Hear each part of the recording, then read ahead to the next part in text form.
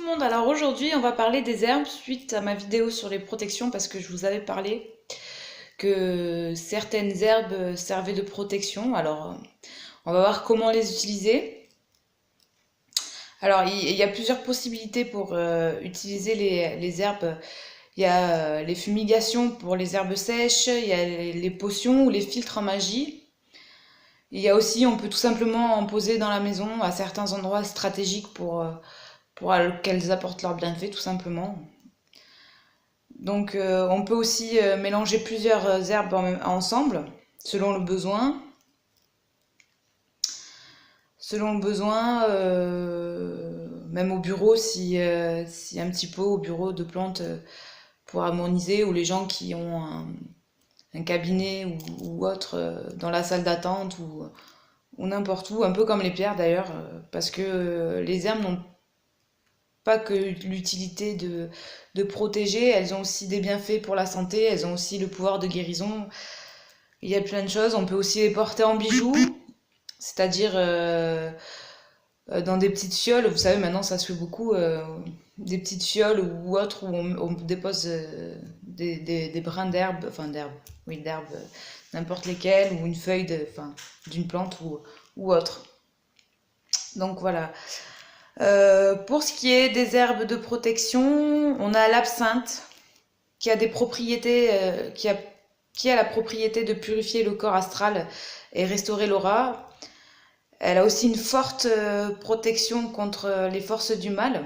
Donc ça peut être bien aussi quand on pratique l'ésotérisme ou autre, d'en avoir, ça peut être sympa. Il y a l'anis étoilé aussi, qui permet de briser les mauvais sorts et de protéger des cauchemars. On a la marjolaine à placer autour de la maison pour sa protection. Donc c'est un peu le même système que le sel, elle crée un bouclier de protection. On a la menthe qui protège et qui purifie. La sauge qui protège et purifie aussi. Qu'est-ce que j'ai d'autre?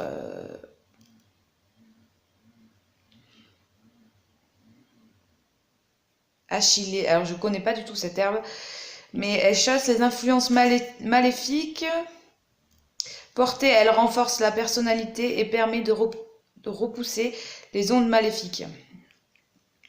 Donc on a ça. Bon, il y en a beaucoup d'herbes. Je pense que pour ceux qui me suivent sur mon Facebook, sur le groupe Facebook, je pense que je ferai une petite liste un peu plus détaillée où je partagerai un article qui parle des différentes plantes et de leur utilisation.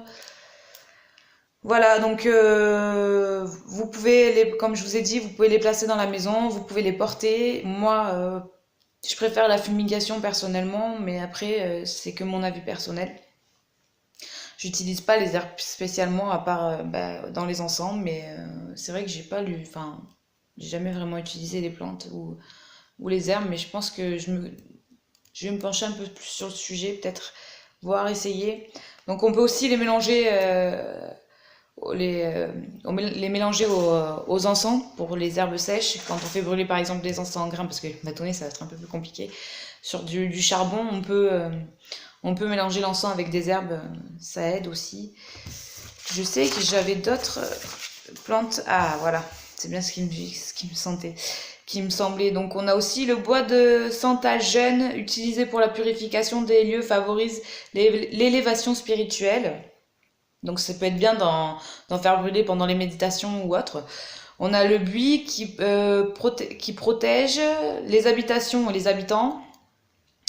On a le basilic, herbe sacrée qui assure la protection. On a le curry en encens, éloigne les mauvaises influences. La fougère à placer près d'une fenêtre pour se garder des effets de la sorcellerie. Le géranium éloigne toutes les influences négatives. Voilà, armoise portée sur soi éloigne les mauvais esprits. Donc en fait, ça peut être ça peut être un bon complément de toutes les protections qu'on a vues. Par exemple, quand vous faites des rituels ou vous faites des méditations ou que vous pratiquez, j'en sais rien, l'écriture intuitive ou autre, de se purifier, ou quand vous faites des rituels pour purifier votre maison, ça peut être bien d'en avoir aussi à disposition. Après, pour les potions et les filtres, personnellement, je fais pas de magie, donc là-dessus, je pourrais pas vous aider. Même si j'avoue qu'en ce moment, je suis un peu attirée par la magie, je sais pas pourquoi, mais donc je vais approfondir le sujet. Je pratiquerai peut-être pas parce que voilà, mais c'est vrai que ça m'attire, donc je pense me renseigner dessus et peut-être faire une vidéo là-dessus.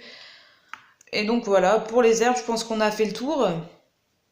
Ça a été plutôt rapide, mais il n'y a pas 36 choses à dire en fin de compte. Elles sont aussi, enfin, les plantes sont aussi utilisées dans les exorcismes, mais alors là, par contre, c'est pareil, on rentre peut-être dans un autre sujet et c'est pas du tout approprié, mais elles servent aussi pour ça. C'est pour ça aussi, souvent dans les églises, ils font brûler de l'encens à base d'herbes, parce qu'elles ont des propriétés. Donc pour vous dire que même si l'église les utilise, c'est qu'elles ont des vertus plutôt, de bonnes vertus protectrices. Mais pas que, comme les pierres. Il y a des pierres de protection, il y a des pierres pour la spiritualité, il y a des pierres pour l'angoisse, enfin, pour la guérison de certains organes, enfin, plein de choses comme ça. Donc c'est pareil, la prochaine vidéo, je pense que ça sera sur les pierres. On fera aussi les bougies, les couleurs, les différentes significations, leur jour vibratoire, on verra. On verra aussi les significations des flammes. Donc voilà, petit tour des herbes, c'était rapide, il n'y avait pas grand-chose à dire en fait. À part que, bon, après, je pense que je pense qu'elles sont aussi beaucoup utilisées dans le chamanisme, puisque ça reste des éléments naturels, donc voilà. Donc on a fait le tour.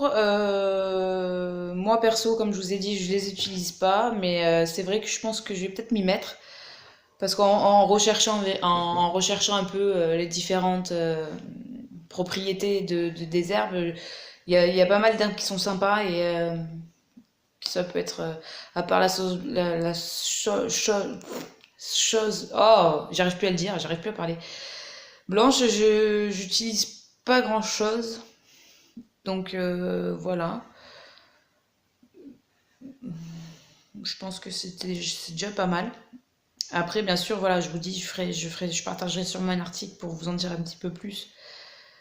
Enfin, du moins, vous donner une liste de plantes ou d'herbes que vous pouvez utiliser et pourquoi et comment les utiliser. Donc voilà, je vous fais de gros bisous et je vous dis à bientôt pour la prochaine vidéo. Donc je pense que ce sera soit les pierres, soit les bougies, je sais pas encore dans quel ordre. Mais voilà. Donc je vous embrasse fort et je vous dis à bientôt. Alors n'hésitez pas à donner votre avis sur la chaîne YouTube ou pas, ou sur le groupe comme vous préférez. Je vous fais de gros bisous et je vous dis à bientôt.